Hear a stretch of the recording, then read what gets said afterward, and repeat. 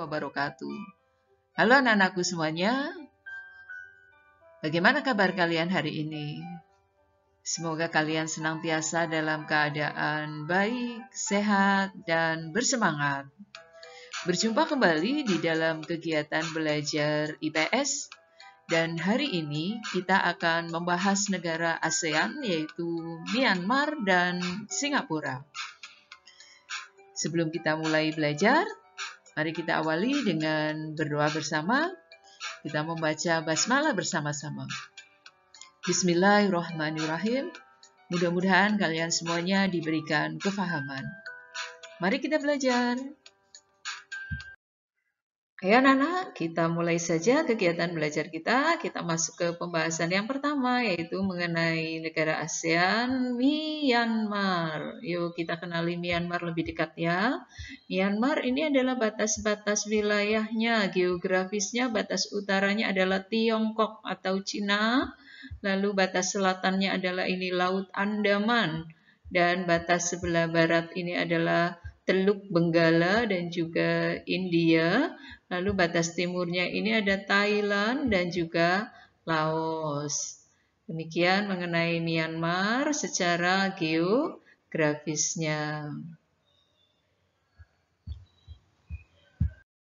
Ayo anak-anak, semangat lagi ya belajarnya. Kita mulai lagi mengenali bentang alam dari Myanmar. Yuk, Myanmar ini adalah sebuah negara yang terbentuk dari dua lipatan pegunungan ya. Dan pegunungan itu mewujud di sisi barat maupun di sisi timur dari wilayah Myanmar ini. Nah, di sisi barat ini Myanmar ini banyak terdapat pegunungan dan juga perbukitan. Di sini ada deret pegunungan Leta, kemudian ada perbukitan Bukit Cina, ada Bukit Arakan, dan juga Bukit Yoma. Nah, di sisi barat ini masih banyak terdapat hutan-hutan yang lebat. Kemudian di sisi barat ini juga terdapat dataran rendah aluvial. Nih ada dataran rendah aluvial Sungai Irrawaddy. Dan Sungai Irrawaddy ini yang bermuara di Laut Andaman. Ini untuk yang sisi barat. Lalu di sisi timur ini ada melintasi beberapa plato atau dataran tinggi di sisi sini. Sisi timur itu ada Plato San dan juga ada Sungai Salwen.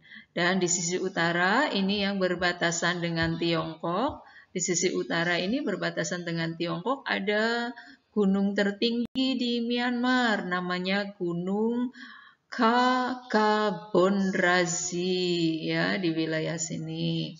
Berikut adalah mengenai bentang alam dari Myanmar. Selanjutnya yaitu mengenai ibu kota dari Myanmar. Myanmar adalah sebuah negara yang beribu kota di Yangon yang dulu dikenal dengan nama Rangon ya. Dan bentuk pemerintahan dari Myanmar adalah negara yang berbentuk pemerintahannya adalah republik. Mengenai Myanmar, bentuk pemerintahannya republik, ini adalah presiden Myanmar ya, namanya adalah Thein Sein. Kemudian ini adalah parlemen Myanmar di bawah pimpinan dari Aung San Suu Kyi ya. Kemudian Myanmar adalah sebuah negara dengan kepala negara adalah seorang presiden dan kepala pemerintahannya adalah seorang perdana menteri. Kemudian bahasa resmi yang dipakai di Myanmar itu menggunakan bahasa Myanmar dan juga bahasa Inggris. Adapun alat tukar menukarnya adalah menggunakan mata uang namanya kyat ya. Jadi pertukaran di sana menggunakan mata uang kyat. Untuk penduduk, data penduduk terakhir di Myanmar berdasarkan sensus tahun 2020, di situ menunjukkan angka sebesar 54.409.800 jiwa. Di mana di Myanmar itu tingkat pertumbuhan penduduknya termasuk rendah, hanya 0,1% ya. Myanmar itu memiliki masalah kependudukan hampir sama seperti halnya dengan negara-negara di ASEAN yang lainnya, yaitu masalah kependudukan berupa rendahnya tingkat pendidikan penduduk. Nah, dari 54 juta jiwa yang mendiami wilayah Myanmar, etnisnya itu terdiri dari etnis Myanmar itu cukup banyak. Dominannya adalah etnis Myanmar, yaitu Tibet Burma sebesar 72% dari jumlah penduduk yang ada. Kemudian ada suku Chan. Suku Chan jumlahnya ada 9%. Kemudian ada suku Karen, ada 7%. Kemudian sisanya ada ras Tiongkok atau etnis Tiongkok. Dan ada etnis India sebanyak 2%. Demikian untuk penduduk dari Myanmar ini.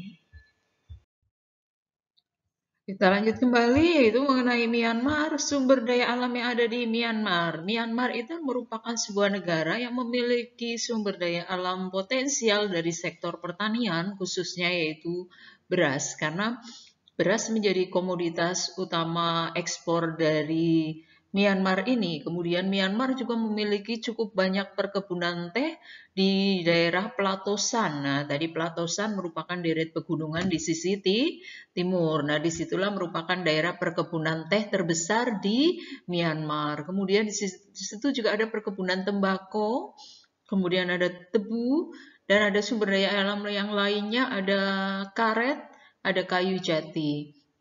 Dan kayu jati itu banyak terdapat di daerah sisi barat ya, karena di sisi barat wilayah Myanmar itu banyak terdapat hutan yang sangat lebat. Adapun hasil pertambangan di Myanmar itu memiliki hasil tambang utama, yaitu ada minyak bumi, ada gas alam. Untuk minyak bumi pertambangannya ada di wilayah Chauk ya, Chauk Penangyung ya. Wilayah penambangan minyak bumi ada di Chauk Penangyung. Kemudian gas alam ada di Chauk. Dan hasil pertambangan yang lain ada timah di daerah Tennesein ya.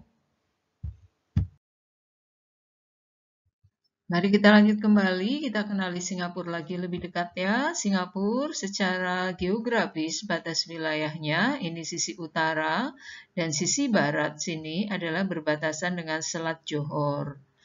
Kemudian di sisi selatan ini sampai dengan sisi timur ini berbatasan dengan Selat Singapura. Lalu secara wilayah, Singapura ini merupakan negara kepulauan, fragmented ya. Kita bisa kenali wilayah yang kecil ini juga memiliki pulau-pulau kecil. Ini pulau-pulau yang bisa kita kenali. Ini ada Pulau Sentosa. Ini ada Pulau Tekong besar. Dan ini ada Pulau Ubin. Dan secara bentang alam, Singapura ini bentang alam bagian tengah sampai ke bagian utara, ini banyak terdapat perbukitan. Di sini banyak terdapat perbukitan, ada Bukit Timah, ada Bukit Gombak, ada Bukit Panjang, dan ada Bukit Mandai dari bagian tengah ke utara. Lalu di bagian sisi timur ini merupakan daerah dataran rendah. Ya, dataran rendah, dan di sini ada dataran aluvial. Di sini banyak terdapat rawa-rawa ya. Kemudian di daerah sini, daerah barat daya di sini, ini merupakan daerah yang relatif bergelombang.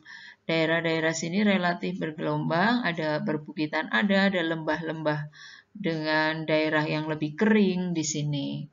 Di Singapura juga memiliki banyak sungai ya, ada sungai Jurong, ada juga sungai Kranji, ada sungai Singapura, dan ada sungai Chua-Chua.